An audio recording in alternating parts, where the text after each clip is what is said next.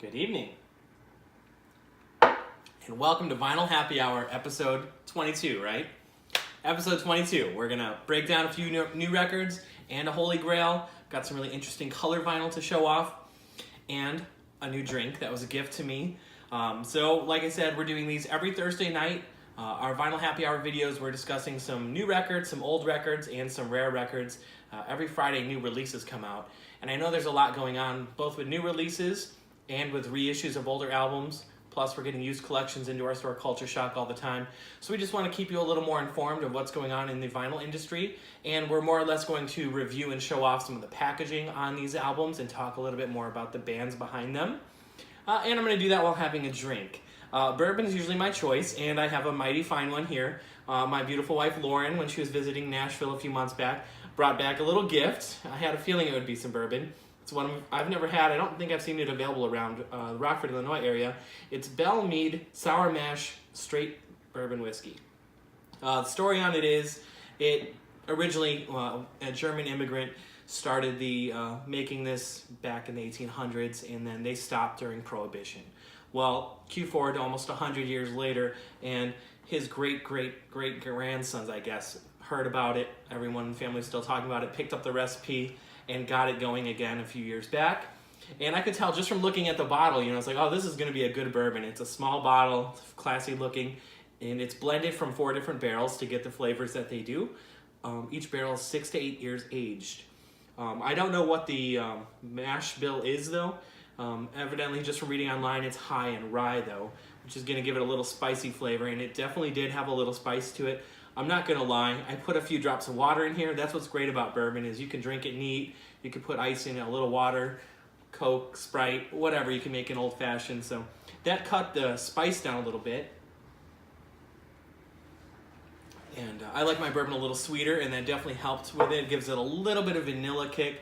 It still has a very oaky flavor. And then the spice is still there, but the water definitely opened it up a little bit. So good choice, Lauren. Thanks for the gift. That Belle Meade bourbon, that was a nice one. You're welcome. All right, and I'm going to start right out with one of the best albums I've heard in a while, actually. This one came out a few months back, I believe, but digitally, but on vinyl it just came out. The new Me Without You. It's just an untitled album. And it's funny because the jacket sticks out in the record bins really great because it's oversized. So it's like sticking out, it's like something really interesting about it. And it's not even labeled. I didn't even know it was on colored vinyl. So I don't know how you guys feel about colored vinyl. Does that draw you more into a record, or do you just not care? Do you just want the record no matter what? Had I known it was colored vinyl, I might have been even more excited to get it, but the music was already so great. That's just a cool little bonus. But let's show off the packaging on this. Not only is it really wide, but it's printed on the inside, so as you open it up, you're like, oh, there's the artwork from the front, goes onto the inside of the jacket. It's on blue vinyl, beautiful blue, and it's even spot printed white print, so you can read all the thank yous and whatnot if you wanted to on there. But it comes with a little booklet too. That's right, all the lyrics are inside on a little booklet, and it's got a download. So they did a really great job with the packaging on this, but like I said, that's just one part of it. The music is also great. Me Without You, they're kind of like a post-hardcore band. They're about 20 years old now, but it's not like really heavy. It's not chug-chug and hardcore. It's almost like a spoken word vocal with some of the vocals being screamed. The music also heavy in a mellow way, hard to explain. You'll just have to listen to it, check them out. Hopefully you're a fan of the band. If not, this one is definitely a good one to start with. Go back and check out the earlier albums. The next one, it's kind of funny, I just realized after last week's video, I was talking about Meshuggah, and who else was it? Stabbing Westward. 20 years old those albums are. Well, guess what? Now there's the 20th anniversary, or 20th, it's called 20, of Taking Back Sunday.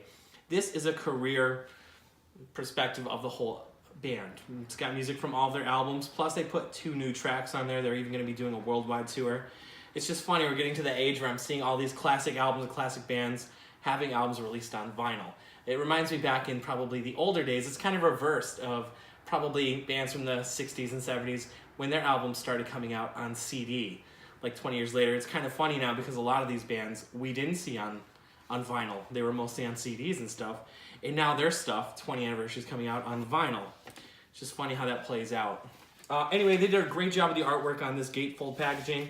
another guilty pleasure. I mean, they're kind of emo, kind of hardcore, but they did a special limited indie store exclusive. It's a double LP set, and they call it limited koi pond vinyl. So it's like the koi fish in the pond, see-through black and orange splatter.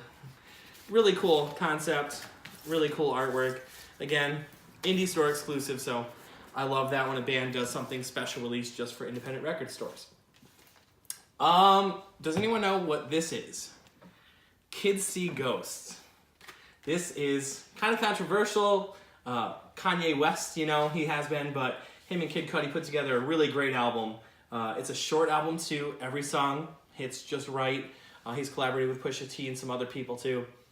It's just a great album though. It's good to hear him doing some music again, and hadn't done an album quite a few years. Then he did the Yay album and this, and it's funny because it really doesn't say anything about the artist name anywhere on the cover. You can't even find it on Spotify or anything, but it's a great album. Definitely worth checking out.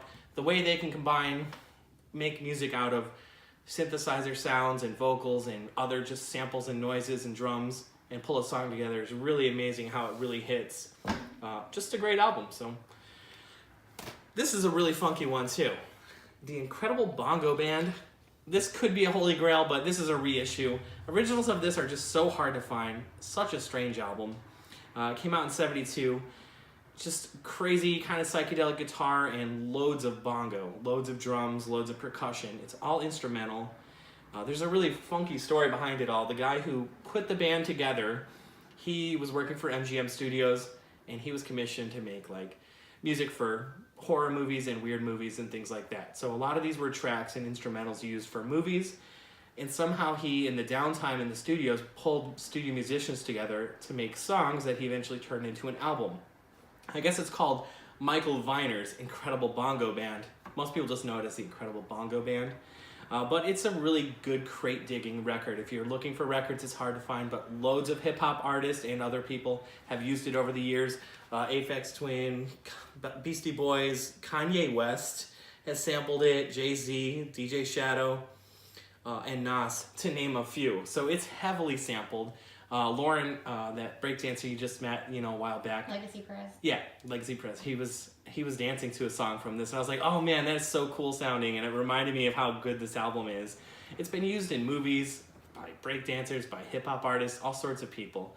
There's even a documentary about it, the Bongo Band documentary. I forgot what it's called, but it's all about how this album came together, things like that. Hopefully you've seen the documentary. You should check it out, though. Definitely worth watching. Definitely a great album to play and listen to and have some fun with. But yeah, it's just a weird story behind it, and it's very rare to find too. They even did a second one. Oh yeah, in the documentary, one of the bongo guys, the guy was on a cruise or something, or somewhere in the Bahamas, I think, and this famous bongo guy was playing the bongos there, and he was like, this is incredible or whatever, and he flew him to Canada to record bongos on some of these songs even. It's a crazy story. So cool band, cool album, kind of unknown artists. They were mostly studio musicians. This is my holy grail for the week. Queen. Have you guys watched this documentary yet, or the movie about them? I haven't had time to watch it, but it sounds like it's getting a lot of rave reviews. What's funny about this album, though, is jazz. Obviously, a lot of people probably know this album from them, but early pressings, or I guess English pressings, had a poster with it, and U.S. residents could write or mail for a poster. This is their '78 album, which has Bicycle Race, Fat Bottom Girls, and some other, what's the other big song on here? Oh, Don't Stop Me Now, but it's a very well-known album. But the first pressings of this came with this poster. I don't even want to show this poster really, but I'll give you a brief look at it maybe. So, it's kind of controversial, but they got a whole bunch of women together, nude, to ride bicycles for a promo shot. So, tons of nude women for the promo for Bicycle Race and Fat Bottom Girls. But it's very rare to find the poster with it, and I'm guessing as a lot of vintage records that had a poster, they come up missing, or people hang them on the wall or lose them or whatever. So yeah, it's pretty rare to have it with it. Right now we just got a big collection of records in, so there's a lot of Queen records we're putting out right now because we were out of them.